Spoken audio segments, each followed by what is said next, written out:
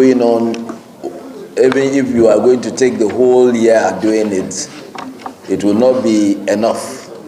But I believe that from the time the bills were presented to the National Assembly, which actually we suspended deliberations on it for further dialogues and consultations, and I do believe that we have had, even from our own side here, have had a lot of consultations with different groups like the Ulamas. We have had consultations with the Spring Council for Sharia and others, pressure groups. And I believe also the Presidential Committee has also done some town halls meetings. So, but what the last presenter made clear is that the country needs a transparent and a workable law that will govern our tax administration. And I believe we will do our best in that direction. Thank you. So the next is Nigerian Liquefied Natural Gas Limited. Nigerian Liquefied Natural Gas Limited.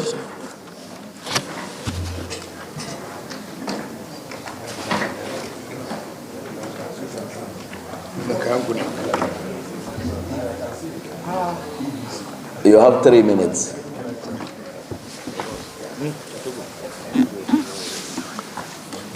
Here's my comment on the consultation. Okay. Very good. Yes. Everyone. Mr. Chairman, committee. It goes without saying, going by the bill we have currently, that with the eventual passage of the Nigerian tax bill, the current Company Income Tax Act, amongst other legislations, will be repealed.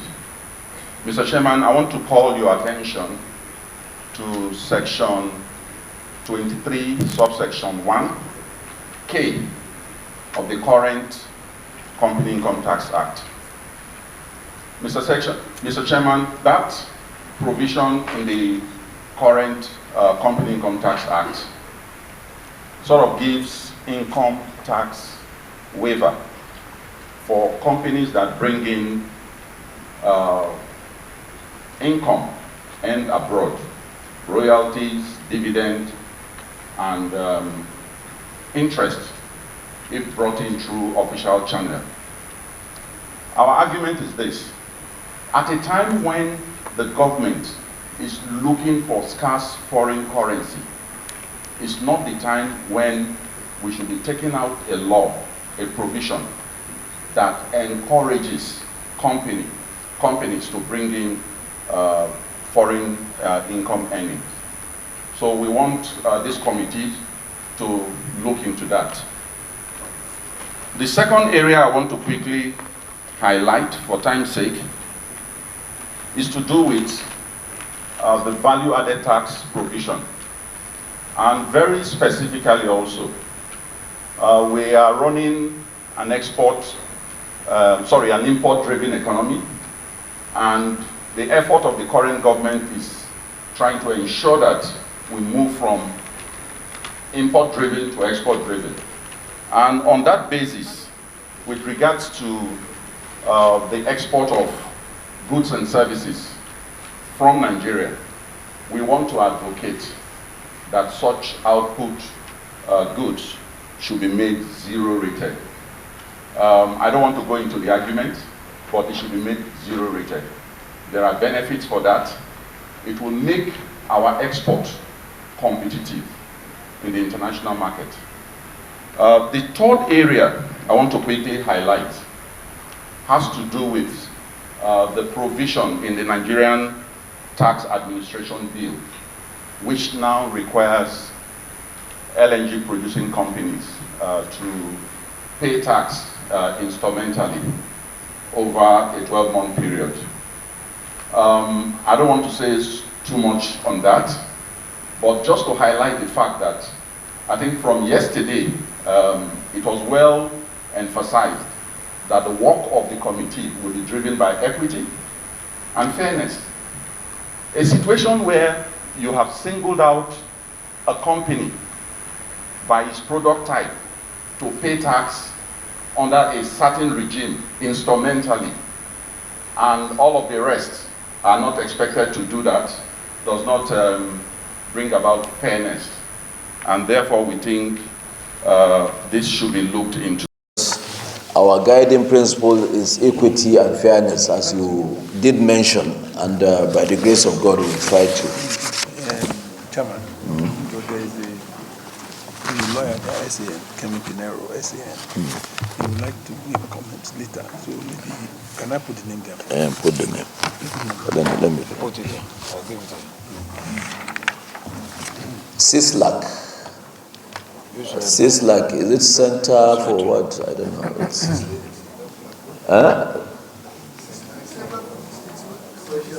and advocacy, legislative. Establishing foreign subsidiaries, especially when compared to some of our neighboring countries who do not have similar rules. So we think it would disincentivize Nigerian companies and also foreign companies from having Nigeria as their holding company jurisdiction. So we think that that should be looked into. In addition to some of the points that were made earlier about when the subsidiaries even distribute dividends back to Nigeria, we think that the exemption that we currently have in our Companies Income Tax Act should be retained, because that encourages and helps with our current foreign currency issue. There is something in the bill now called the minimum effective tax rate. Now, what does this do? It says that every company that is in Nigeria cannot pay lower than 15% of its accounting profits. So regardless of whatever incentives, whatever you have, at the end of the day, your tax must be 15% of your accounting profits and above. And we think that this has some issues, and I'll list them out. One of them is that Nigeria has purposely given certain incentives to some companies to drive certain areas in different sectors. I don't know how many of us are aware of something called the pioneer regime. We all know also of companies operating in the free trade zone, which have purposely been given these licenses to encourage foreign direct investments and these specific sectors. We believe that the imposition of this 15% minimum effective tax rate goes against the idea behind those incentives.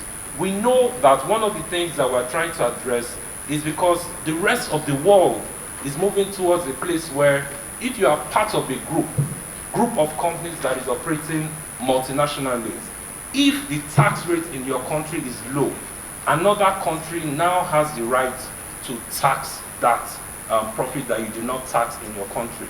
However, the way this rule has been introduced, it looks like it would also affect Nigerian companies that are not operating multinationally. And we think that to the extent that there is no risk of that tax revenue being lost to another country, there is no need for you to require that 15%, especially when you've purposely given them the incentives to operate, to encourage and boost that sector in Nigeria. The next point is on the calculation of that 15%.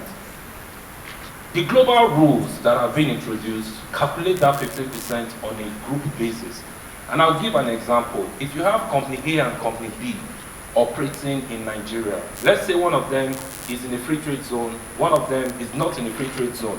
Together as a group, if you calculate the tax that they are paying to Nigeria, it is more than 15%. And therefore, these rules should not apply to them. But the way we've worded the rules, it does not look at it on a group basis. It looks at it on a company by company basis, which we think it distorts the objective of what we're trying to do. And like I said earlier, makes Nigeria not competitive with other countries that are applying it on a group basis. Also still on the 15%, I'm sorry for being a bit technical, the way the 15% is calculated is your cash tax paid over your accounting profits. For some of us that are accountants, we know that your tax expense may not necessarily be cash. There are other parts of your tax expense, including something called deferred tax and things like that, that is a real expense to a company. So when you're calculating the 15% using only the cash that you've paid, you may be putting Nigerian companies in a bad position. The next point is also around how I'm now moving over to foreign companies. And thank you, Mr. Chairman, for what you said earlier about equity.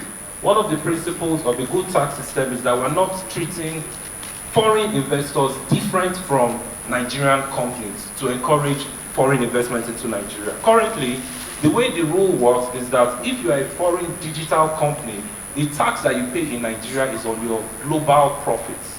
We think that that's a bit unfair because it discourages the foreign digital companies from coming into Nigeria because they still have to pay taxes where they have their people, their buildings, and other things that they really invested in those home countries.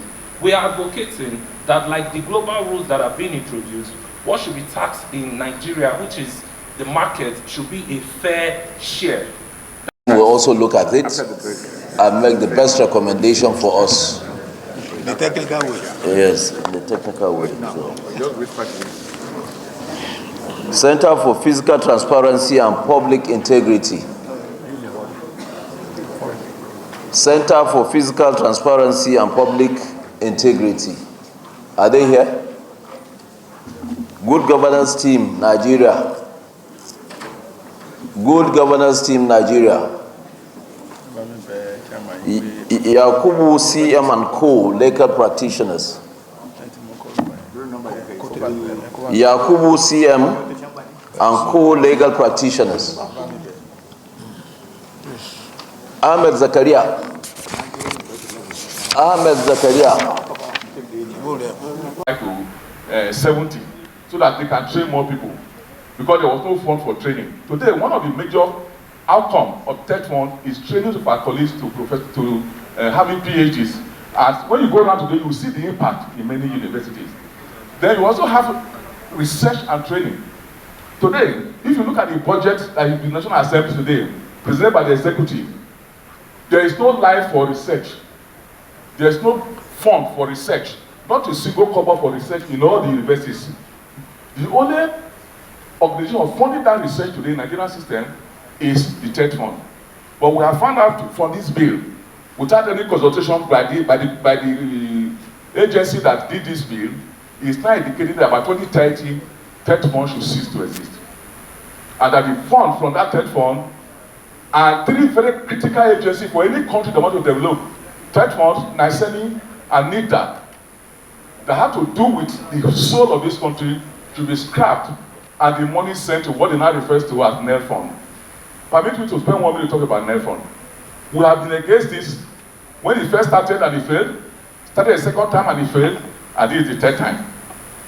And in this one also, when those who have children in school, you find they are already complaining. Because in last exam, many students will have missed exam because that NEL fund refused to remit money to them. So the sign of what we have in the past is already happening. Two, if you look at the NEL fund this year, say they have only given about 30 billion naira to Nigerian students. Which means, in the first place, Nigerian students really do not want that loan, if it's going to be a loan, and why?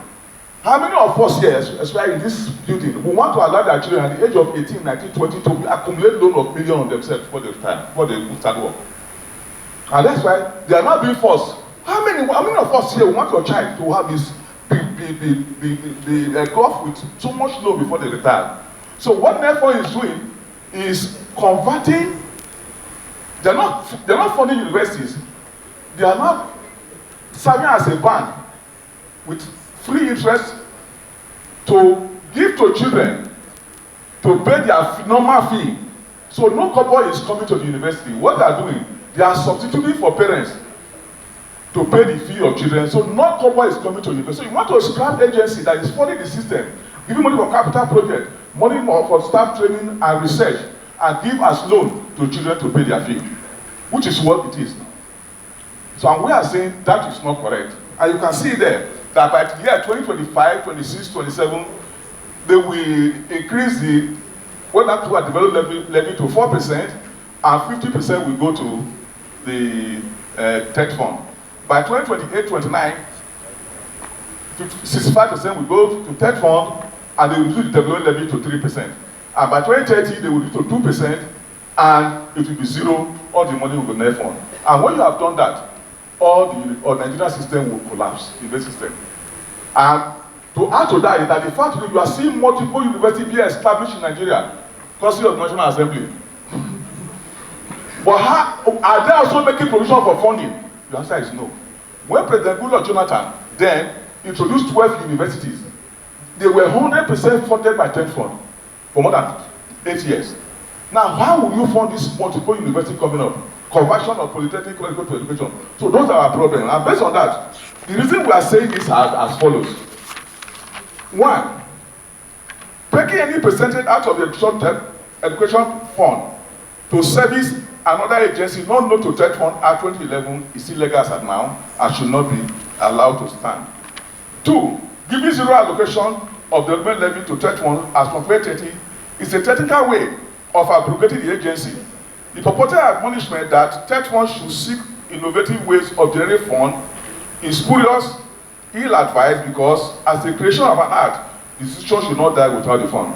The institution would die without the fund. Three, replacing TED Fund with net fund is comparable to killing a parent to help a newborn child, to keep a newborn child alive. You want to kill the parent that has been dead because you want the small child to be alive. It's unethical, and against the principle of natural justice. Four, the impact of TED Fund on the campuses of every TED university in Nigeria is beyond description. Our procurator will take public data.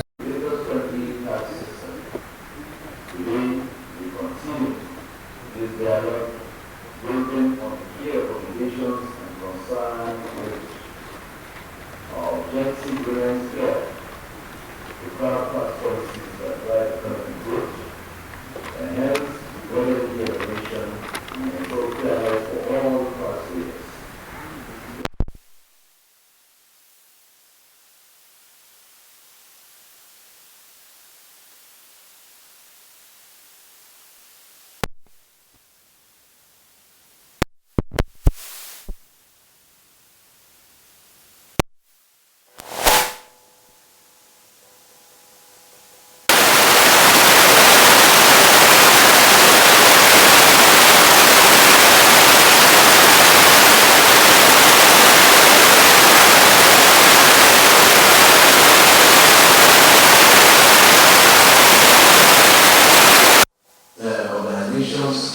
Have already submitted their memorandums, they have submitted their observations on the bill that has been submitted by Mr. President. And before any legislation, before any law is enacted, opportunities are given to Nigerians like this to look at, really go through the bills to make observations where necessary. We are here not just to present to you these bills, but we are also here to take the inputs from you, because no document today can be perfect. When you are making these laws, there are things that will have to respond, there are things that will have to change, there are things that will have to add on. And we are giving everyone this opportunity here to make our presentation. On the issue public hearing on tax bills, the order of presentation is we will call you, but next year we call you and we'll give you 3 minutes. Uninterrupted 3 minutes to speak. We are not here to debate anything, but to take your inputs. We on this side, we are only sitting to listen, and after listening, after taking your verbatim presentation, we'll also go and look at the memorandum you have presented to us in the secretariat. When we conclude today, we are going in for a retreat, and of which we will be committing well. We will likely invite some of the people that will make the presentation here to see if there are areas that we need to add more value to what we will present to the Senate. So I welcome all of you. Now we're going to start. Go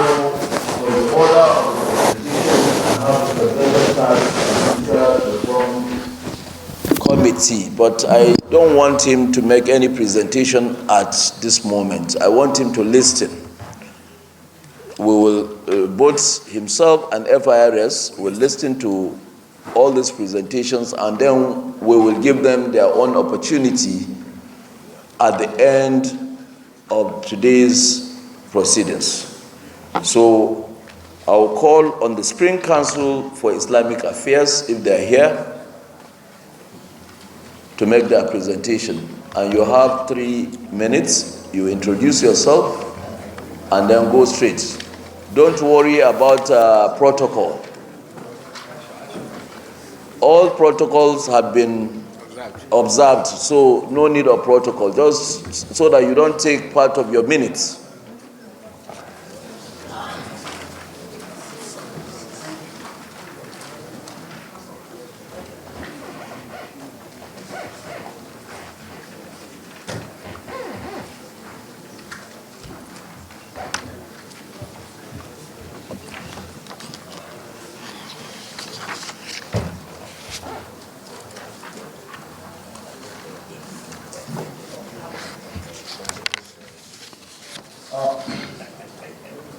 My name is Harun Muhammad Eze, Deputy National Legal Advisor to the Nigerian Supreme Council for Islamic Affairs. Being conscious of time, here, Nigerian Supreme Council for Islamic Affairs, being the umbrella